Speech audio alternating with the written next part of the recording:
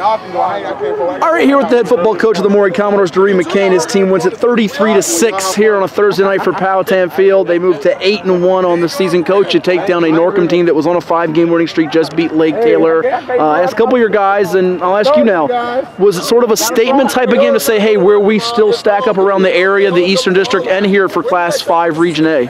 I think it was more so of us taking it game by game. And I'm getting a lot of questions on getting ready for the playoffs, but I'd be a hypocrite if I talk about that and I'm not telling my kids that. So I think we just focused on the game itself. We don't pay attention to outside social media. We don't pay attention to all that type of stuff. Norcom was Norcom.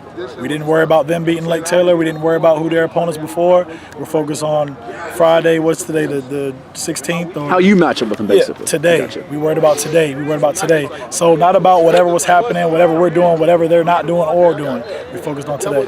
Well, since I last saw you guys playing on Monday night against Lake Taylor, your only loss, your defense has been playing lights out at a high level. Last 16 quarters of football, 15 quarters you haven't been scored on. What's been the difference from that group taking it up a couple of pegs?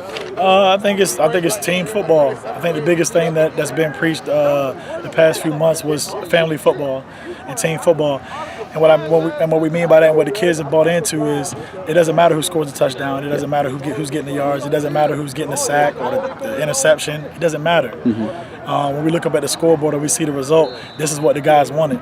And it's going to take some sacrifices of some guy not getting what they think they should get or and all that. But they look at the scoreboard, they look at the record, it pays off. And the guys have bought into that. I think that's been the biggest thing is family football. Well, it's a different guy stepping up, it seems like, each week. I mean, I think it begins with your four-star recruit going to Clemson and Sheridan Jones, just his leadership, being able to take away a side of the field, and other guys making play with whether he's doing it or not. You got Keandre Lambert getting the pick six, Deshaun Peel back there, Dejon Evans, and then those guys up front, Mark Hill making tackles, Darian Varner's been a force. It seems like everybody's rubbing off on each other in a way. That's you brought up exactly what's kind of been going on. We've played that family football. I mean, the defense is not going to run just through Sheridan.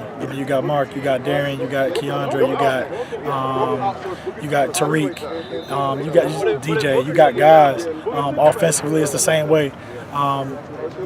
That's the biggest thing I can say, man. Family football and my coaches. Well, I think, too, your guys learned something about themselves. They took the challenge tonight while playing those wide receivers, especially your secondary. And then on the offensive side of the ball, we know about you guys being able to air it out, even back to your days at Norview, airing it out with Alvante Lawton, his receivers, and Lambert and Peel and Granger and Evans and so forth. But you guys learned we can run the football, too. C.J. Beasley's emerged, and Alvante Lawton, how about his 51-yard touchdown tonight on 4th and 1? Yeah, huge. Yeah, mini Greg Boone, didn't he? Yes. He ran that thing. I actually, to be honest with you, I was just expecting to get the first down. Right. But when I saw him running, I'm saying, everybody's go Vontae. But like I said, again, it's just a testament of family football. Mm-hmm. And nobody comes to the sideline and saying, why did Vontae or why did Teddy get? No, we scored a touchdown, points on the board. That's just what it is. So that's it. A couple more for you. And going back to your time at Norview when you guys won a region championship, got to states, is it also, the weather's getting colder, the passing men always working, you want to get that running game established a la with Mack and Marks those days with Lawton and Beasley, where people now have to play both dimensions all the time? Or yeah, I mean, that's again, and I hate to keep saying it over and over, but it just comes back to family football. I mean,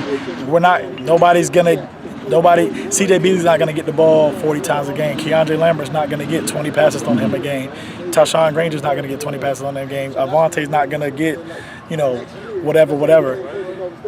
Our offensive line is playing very well, and I think that's the biggest thing that's not been hit as far as people talking about how well our defense has been playing. Our offensive line has been playing very well. You get some young pups too, a freshman I think, and Paul Hudson up there, and some new guys up front. Yeah, and none of those guys are seniors, which is a plus. So we're looking for big things from those guys. And credit to Coach Bryce and Coach Ted for coaching those guys up front. When you're making people defend all the different guys on the field.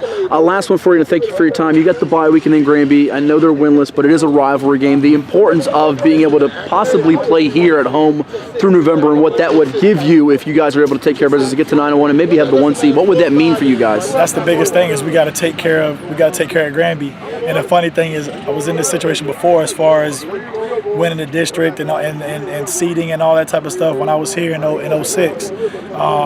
We beat Lake Taylor that year, and then we went winning streak, beating people, and then we came and lost to Granby. That last game of the season before we played Hampton. So again, if we talk about history and how it repeats itself, we can't go into that game lightly. We got to take care of business and focus on Granby, and then we can worry about what happens next. So I don't want that to happen again. I don't want that on my watch. I know the kids don't want that. So we just have to do a good job, us as coaches, not worrying about next and worry about Granby. Well, what a difference a year makes. You know, you'll be at home in the first round after being an 8 seed last year, maybe the 1 seed if you guys get the win and see what happens. Thanks so much. We'll see you soon. All right, man. Appreciate it.